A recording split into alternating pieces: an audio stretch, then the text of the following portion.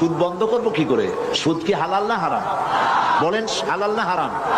তা আমি কি খতমে খাজে গান পড়ে, বুখারী শরীফ খতম করে, কোরআন শরীফ খতম করে, ফু দিয়া সুদযুক্ত সুদওয়ালা ব্যাংকগুলিকে আমি কি সুদ বন্ধ করতে পারবো?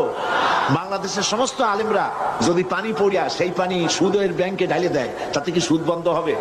তাবলিগি জামাতের লোকেরা টঙ্গি বসে লক্ষ লক্ষ মানুষ সুদের বিরুদ্ধে কানতে কানতে সব যদি বেহুশ হয়ে যায়, তাতে কি সুদ বন্ধ হবে? সুদ বন্ধ হবে কিসে? পার্লামেন্টে আইন পাস করতে হবে। পার্লামেন্টে কি করতে হবে? সুদ বিরোধী আইন পাস করতে হবে সুদ বন্ধ করার জন্য। আর পার্লামেন্টে আপনি যাইতে পারবেন না কিয়ামত পর্যন্ত পীর মুরিদি করিয়া। পার্লামেন্টে যাইতে পারবেন কখন? রাজনীতি করিয়া। কি করে যেতে পারবেন? তাহলে রাজনীতি না করলে আপনি সুদ বন্ধ করবেন কি করে? এটা দেখা হচ্ছে পেপার। এরপরে দেশে বেশ্যাবৃত্তি চলতেছে, ঘুষ চলতেছে, সুদ চলতেছে, জুয়া চলতেছে, জেনা ব্যভিচার চলতেছে, ঠিক কিনা বলেন? এগুলো আপনি কি দিয়ে বন্ধ করবেন?